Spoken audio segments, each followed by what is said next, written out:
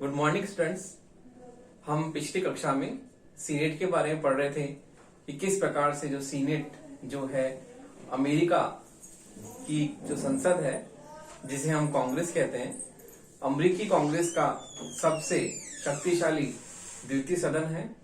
और इसकी जो शक्तियां हम पढ़ रहे थे, जो अभी हम पढ़ेंगे, तो हमने इसके बारे में आपको बताया था कि किस प्रकार से अमेरिका की जो सीनेट है वो विश्व का सबसे शक्तिशाली द्वितीय सदन है, क्योंकि इसकी शक्तियां और कार्य जो हैं इस प्रकार से इसे सौंपी गई हैं कि वो जो है इसकी विश्व में सबसे जो है शक्तिशाली द्वितीय सदन कहना जो है कोई अतिशयोक्ति नहीं होगी। तो हम पढ़ रहे थे पिछली कक्षा में कि सीनेट का कार्यकाल किस प्रकार से है। तो हमने पढ़ा था कि सीनेट का कार्यकाल 6 वर्ष का होता है। यह एक अर्ध स्थायी सदन है। तो इसमें प्रति जैसे मान लो 2 वर्ष में जो इसके 1/3 सदस्य जो है पद मुक्त हो जाते हैं, तो उनके स्थान पर नए सदस्य निर्वाचित होते हैं और पुराने सदस्य भी पुनः निर्वाचित हो सकते हैं। तो हमने पिछली कक्षा में सीनेट का कार्यकाल के बारे में पढ़ा था और हम पढ़ते हैं कि सीनेट का जो है किस प्रकार जो है इसकी योग्यताएं क्या है। सीनेटर्स की योग्यताएं हम देखते हैं। तो हमारा टॉपिक सीनेट चल रहा था और हम अब पढ़ते हैं योग्यताएं।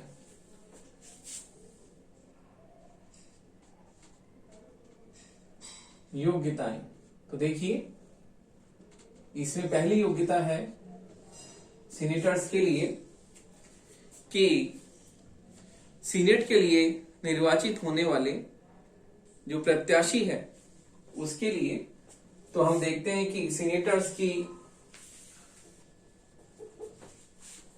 योग्यताएं क्या हैं। तो सीनेट के लिए निर्वाचित होने वाले सीनेट के लिए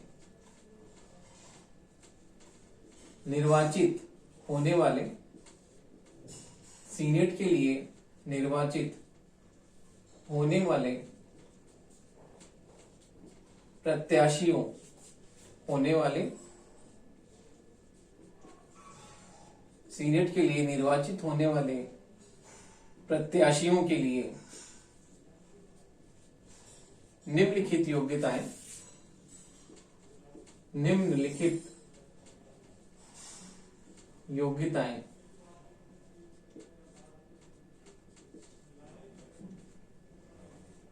होनी चाहिए।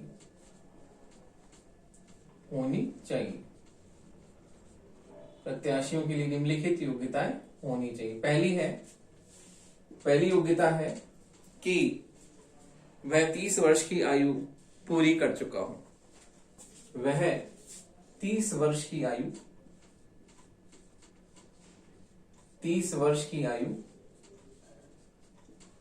पूरी कर चुका हो। 30 वर्ष की आयु पूरी कर चुका हो। अगली है, वह अमेरिका में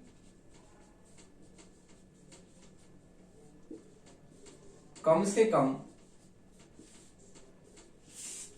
कम 9 वर्षों से रह रहा हो। कम से कम 9 वर्षों से जो है 9 वर्षों से रह रहा हो या उसे नागरिकता प्राप्त हो।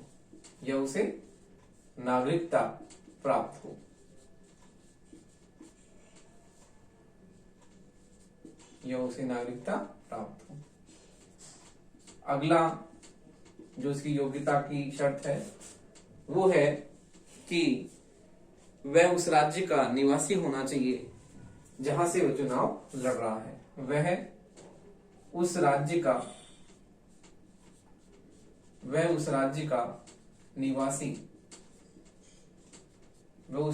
निवासी होना चाहिए जहां से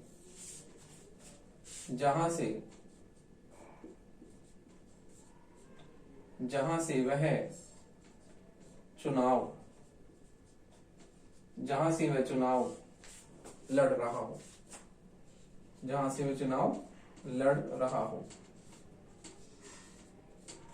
देखिए, इस प्रकार से अमेरिका में सीनेट के सदस्य बनने के लिए निम्नलिखित योग्यताएं हैं।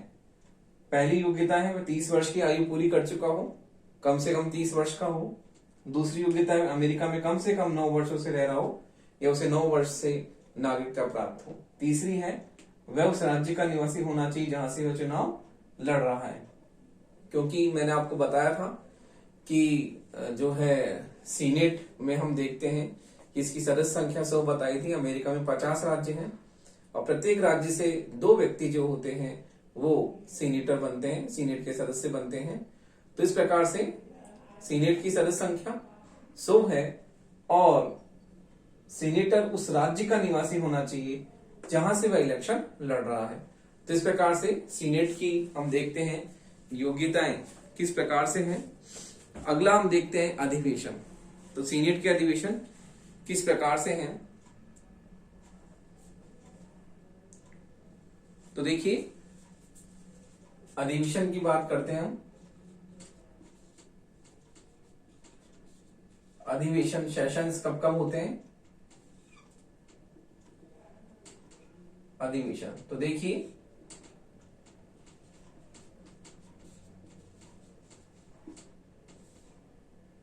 अमेरिका के 20वें संविधान संशोधन के द्वारा सीनेट का जो अधिवेशन है अमेरिका के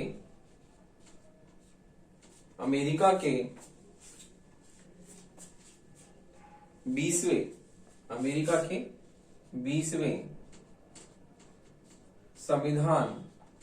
संविधान संशोधन के द्वारा 20वें संविधान संशोधन के द्वारा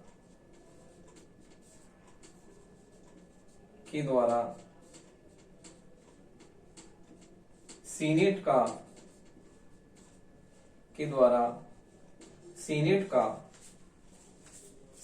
का अधिवेशन 3 जनवरी की दोपहर सीनेट का अधिवेशन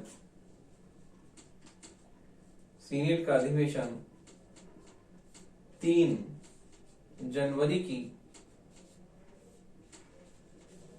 दोपहर को प्रतिनिधि सभा के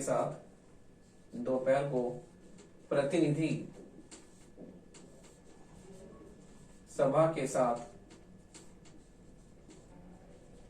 आरंभ होता है। प्रतिनिधि सभा के साथ आरंभ होता है।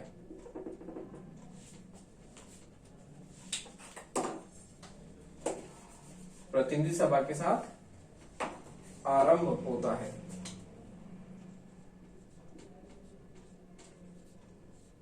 प्रतिनिधि सभा के साथ आरंभ होता है। तो देखिए, 3 जनवरी की दोपहर को इसका अधिवेशन होता है और दोनों सदनों का अधिवेशन उस समय तक चलता है जब तक अधिवेशन के स्थगन या समाप्ति के लिए प्रस्ताव पास न करें। तो देखिए, दोनों सदनों का अधिवेशन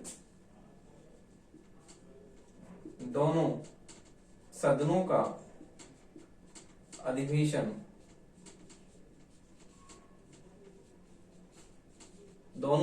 अधिवेशन उस समय तक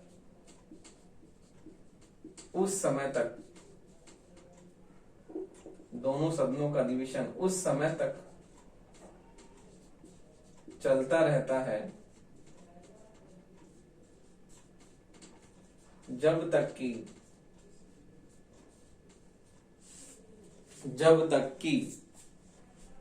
अधिवेशन के स्थगन या समाप्ति के लिए प्रस्ताव पास न करे। तो देखिए, जब तक कि अधिवेशन के स्थगन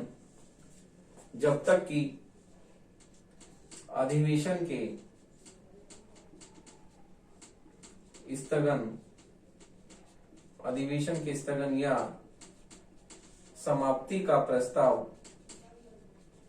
या समाप्ति का प्रस्ताव पास न करे, प्रस्ताव पास न करे। तो देखिए, स्थगन या समाप्ति का प्रस्ताव दोनों सदन पास न करें तब तक अधिवेशन जो है चलते रहते हैं। इसी प्रकार से ये एक बात और है इसमें महत्वपूर्ण, यदि दोनों सदनों में स्थगन की तिथि के बारे में, यदि दोनों सदनों में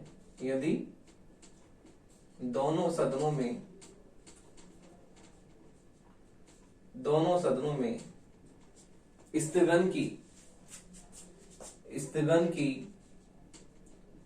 तिथि को, यदि दोनों सदनों में स्थगन की तिथि को लेकर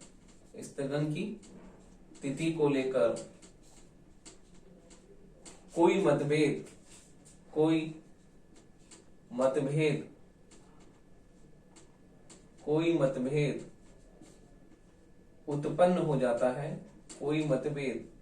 उत्पन्न हो जाता है,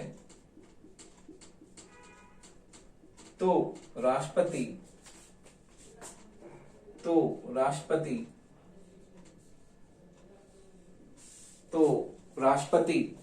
जो है, तो राष्ट्रपति तिथि निश्चित करता है। तो राष्ट्रपति तिथि निश्चित करता है। ये हमने राष्ट्रपति की शक्ति में पढ़ा था, तिथि निश्चित करता है। राष्ट्रपति की जो शक्तियां और कार्य हमने पढ़े थे उसमें आपको बताया था कि स्थगन की तिथि को लेकर यदि दोनों सदनों में कोई गतिरोध और मतभेद उत्पन्न हो जाता है तो ऐसी स्थिति में जो है राष्ट्रपति जो है वो तय करता है कि किस प्रकार से मतभेद उत्पन्न हो जाता है। तो देखिए, मतभेद उत्पन्न हो जाता है तो ऐसी स्थिति में जो है हम देखते हैं कि राष्ट्रपति जो है वो तिथि निश्चित करता है।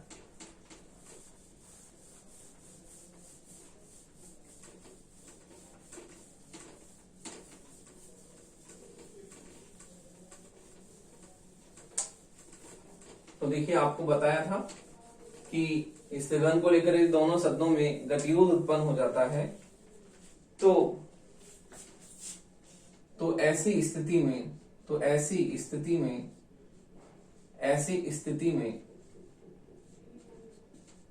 राष्ट्रपति स्थगन की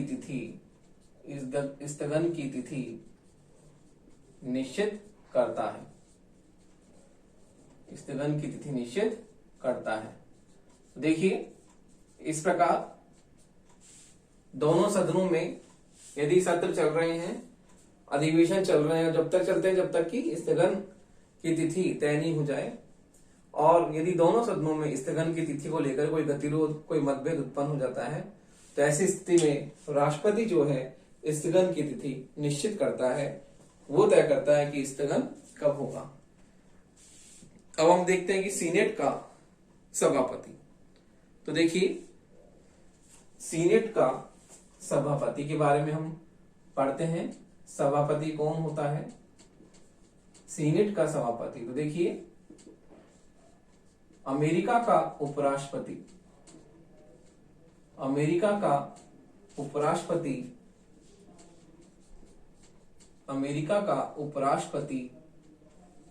सीनेट का सभापति होता है। अमेरिका का उपराष्ट्रपति सीनेट का सभापति होता है। अमेरिका का उपराष्ट्रपति सीनेट का सभापति होता है और वह सभापति के जो है सामान्य जो कर्तव्य का पालन करता है। तो देखिए, वह सभापति के सभी सामान्य, वह सभापति के सभी सामान्य कर्तव्यों का सभापति के सभी सामान्य कर्तव्यों का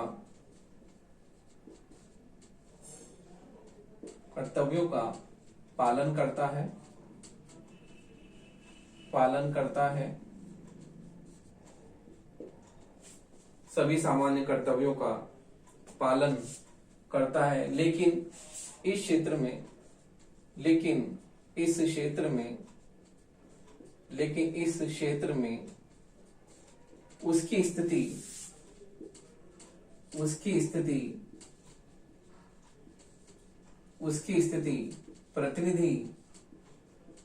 उसकी प्रतिनिधि सभा के अध्यक्ष से कम है। प्रतिनिधि सभा के अध्यक्ष से कम है।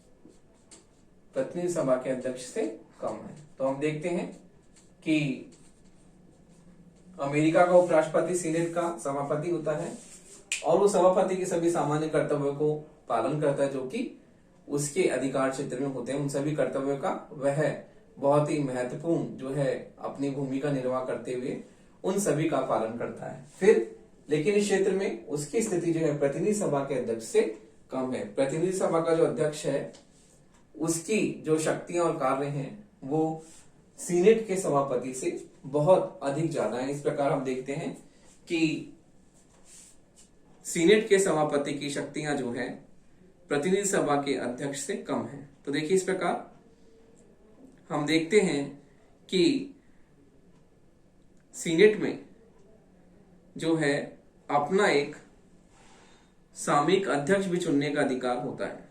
तो देखिए सीनेट एक अपना सामयिक अध्यक्ष भी चुनती है और जो है वो बहुमत दल का मनोनीत या नेता होता है।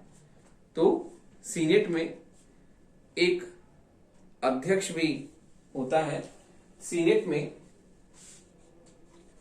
सीनेट को अपना एक अध्यक्ष चुनने का अधिकार है। सीनेट को अपना एक अध्यक्ष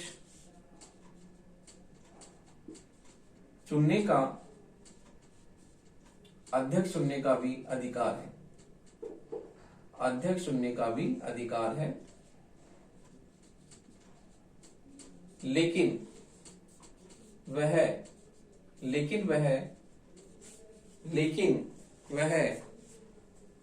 बहुमत दल का मनोनीत या सदस्य या नेता हो। लेकिन वह बहुमत दल का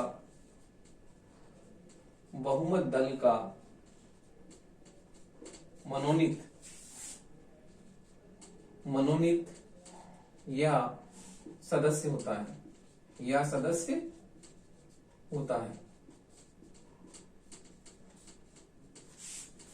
मनोनीत या सदस्य होता है।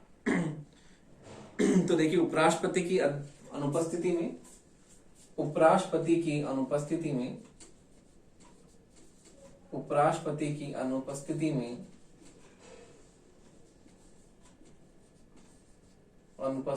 सीनेट का अध्यक्ष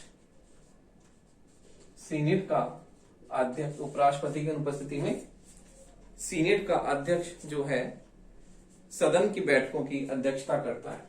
सीनेट का अध्यक्ष सदन की बैठकों की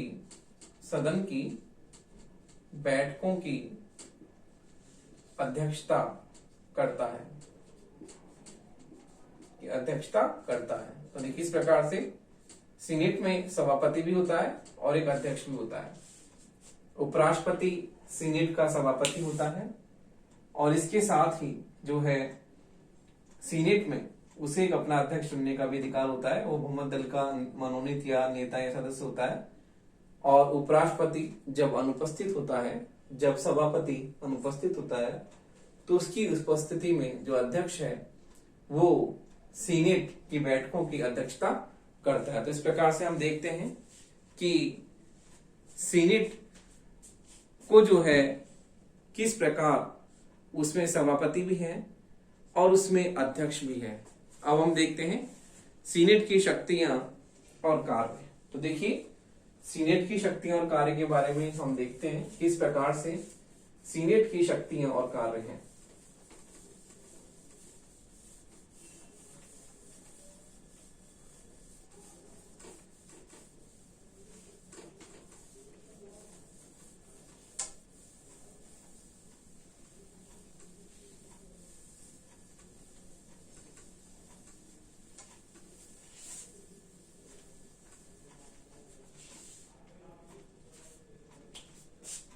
तो देखिए सीनेट की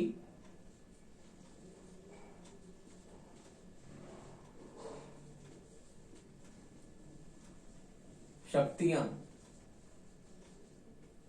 सीनेट की शक्तियां एवं कार्य। देखिए सीनेट की शक्तियां एवं कार्य क्या है। तो देखिए सीनेट को भी हम देखते हैं कि उसे विधायी, कार्यपालिका और किस प्रकार से न्यायपालिका क्षेत्र में भी उसे शक्तियां प्राप्त हैं। और अमेरिका में जो है किस प्रकार हम देखते हैं कि सीनेट का निर्माण भी अन्य संस्थाओं की तरह ही हुआ है और वहां पर शक्ति पृथक्करण तथा नियंत्रण व संतुलन का सिद्धांत अपनाया गया है।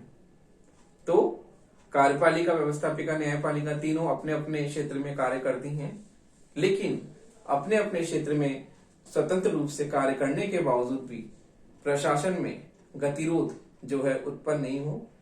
प्रशासन में किसी भी तरह का जो है एक तरह का हम देखते हैं कि प्रशासन में किसी भी तरह की बाधा उत्पन्न न हो, और उसको दूर करने के लिए हम देखते हैं कि वहां पर नियंत्रण और संतुलन का सिद्धांत भी अपनाया गया है, जिससे प्रशासन में जो है तीनों अंग शासन के अलग अलग कार्य करते हुए भी एक दूसरे से जुड़े हुए रहते हैं। तो इस प्रकार प्रशासन में समन्वय और संतुलन बनाने के लिए शक्ति पृथक्करण के साथ साथ नियंत्रण और संतुलन के सिद्धांत को भी अमेरिका में अपनाया गया है। तो इस प्रकार हम देखते हैं कि वहां पर जो है किस प्रकार सीनेट को जो है शक्तिशाली बनाया गया है, और सीनेट को एक तरफ तो उसे विधायी शक्तियां दी गई हैं, दूसरी तरफ उसे कार्यपालिका और न्यायपालिका शक्तियां भी दी गई हैं। तो इस प्रकार सीनेट जो है कानून निर्माण का कार्य भी करती है, कानूनों को क्रियान्वित करने का कार्य भी करती है, और इसी प्रकार से न्यायिक क्षेत्र में भी वो महत्वपूर्ण अपना कार्य करती है। तो इस प्रकार हम देखते हैं कि सीनेट जो है किस प्रकार एक संतुलित रूप पर वहां पर जो उसे महत्वपूर्ण शक्तियां प्राप्त हैं, उसके आधार पर किस प्रकार से वे प्रभावपूर्ण तरीके से कार्य करती हैं, और इसी कारण से सीनेट की जो शक्तियां हैं उसमें निरंतर वृद्धि हो रही है। तो हम देखते हैं कि सीनेट को जो है शक्तियां किस प्रकार से प्रदान की गई है। तो अगली हम देखते हैं उसकी शक्तियां क्या क्या है। तो देखिए विधायी शक्ति। तो देखिए विधायी शक्ति जो है उसमें सीनेट की क्या शक्ति है। तो देखिए विधायी शक्ति में हम देखते हैं पहली इसकी शक्तियां जो है उसमें विधायी शक्ति की बात करते हैं। विधायी शक्तियां एवं कार्य,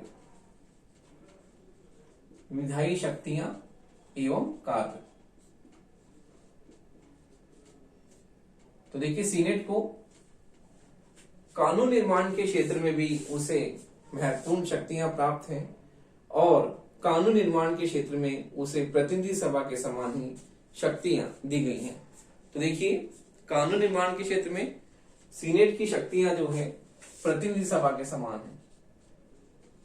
कानून निर्माण के क्षेत्र में, कानून निर्माण के क्षेत्र में सीनेट की शक्तियां, सीनेट की शक्तियां प्रतिनिधि सभा के समान ही हैं। कानून निर्माण के क्षेत्र में सीनेट की शक्तियां प्रतिनिधि सभा के समान ही, प्रतिनिधि सभा के समान ही है।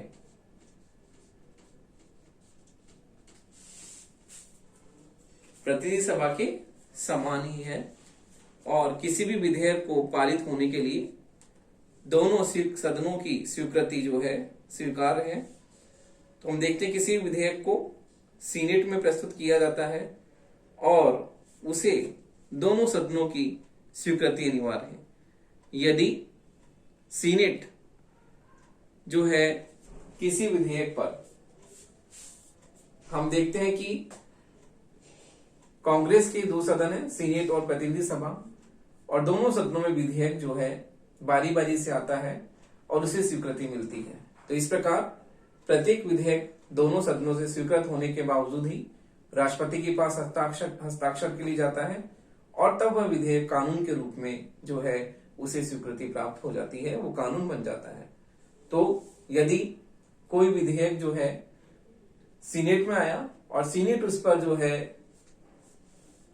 अपना प्रस्ताव पारित नहीं करती, उस विधेयक पर कोई विचार नहीं करती, तो वह विधेयक कानून के रूप में जो है नहीं बदल पाता, वो विधेयक कानून नहीं बन पाता। तो इस प्रकार हम देखते हैं कि यदि दोनों सीनेट किसी विधेयक पर सहमत नहीं है तो वह कानून नहीं बनता था। तो इस प्रकार हम देखते हैं कि मतभेद की स्थिति में दोनों सदनों के सदस्यों से मिलकर एक सम्मेलन समिति बनाई जाती है। तो देखिए इस प्रकार हम देखते हैं कि यदि किसी विधेयक को लेकर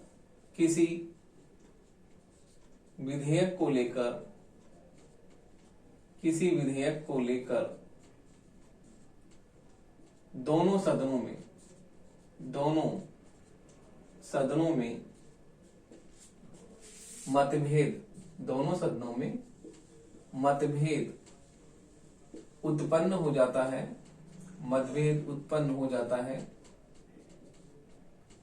मतभेद उत्पन्न हो जाता है, तो ऐसी स्थिति में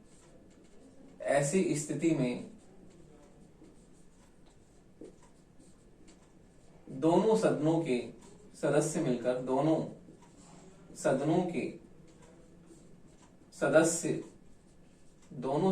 सदस्य मिलकर एक सम्मेलन समिति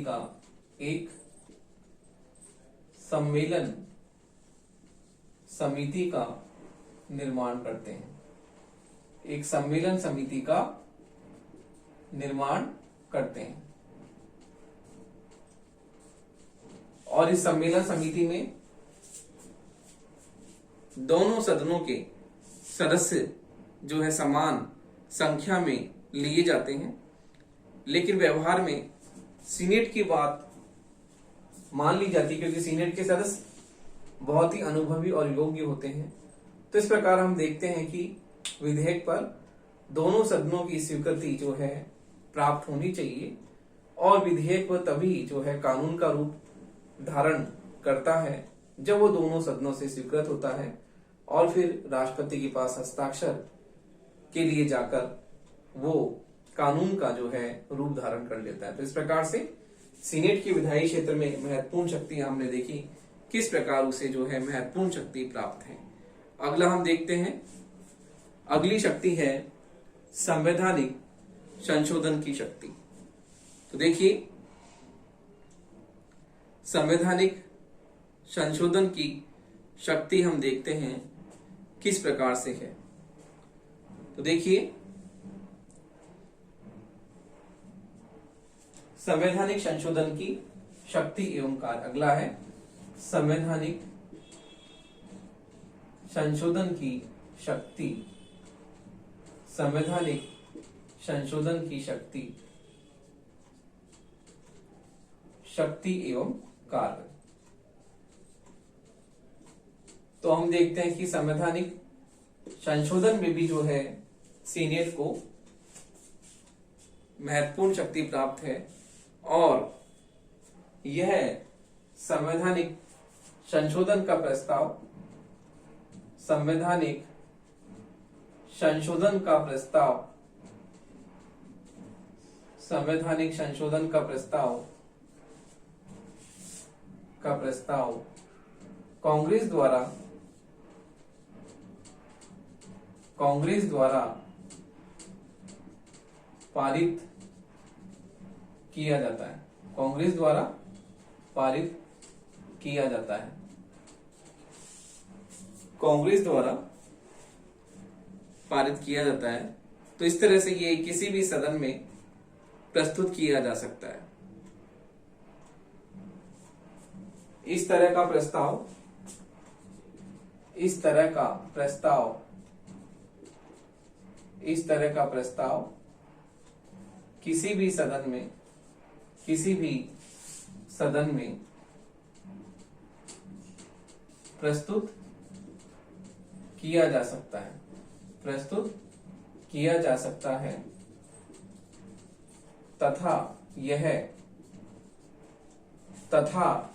यह प्रत्येक सदन के प्रत्येक सदन के तथा यह प्रत्येक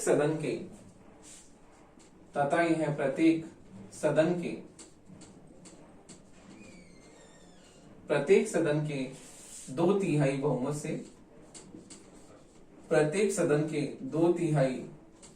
से पारित होना चाहिए। प्रत्येक सदन के 2/3 बहुमत से पारित होना चाहिए। तो देखिए, इस प्रकार हम देखते हैं कि संवैधानिक संशोधन में भी कांग्रेस को जो है सीनेट को महत्वपूर्ण शक्ति प्राप्त है। तो प्रस्ताव दोनों सदनों में प्रस्तुत किया जा सकता है, किसी भी सदन में प्रस्तुत किया जा सकता है, और ये प्रत्येक सदन के 2/3 बहुमत से पारित होना चाहिए। तो इस प्रकार कांग्रेस को भी जो है हम देखते हैं कि कांग्रेस यानी संसद जो है इस विधेयक को पारित करती है, और दोनों सदनों में से किसी भी सदन में इस तरह का प्रस्ताव पारित किया जा सकता है। और इसमें हम देखते हैं कि जिस प्रकार कांग्रेस को विधायी क्षेत्र में भी शक्तियां प्राप्त है, उसी प्रकार से संवैधानिक संशोधन के क्षेत्र में भी उसे जो है इस प्रकार विशेष शक्ति प्राप्त है, और उसमें उसकी महत्वपूर्ण भूमिका है।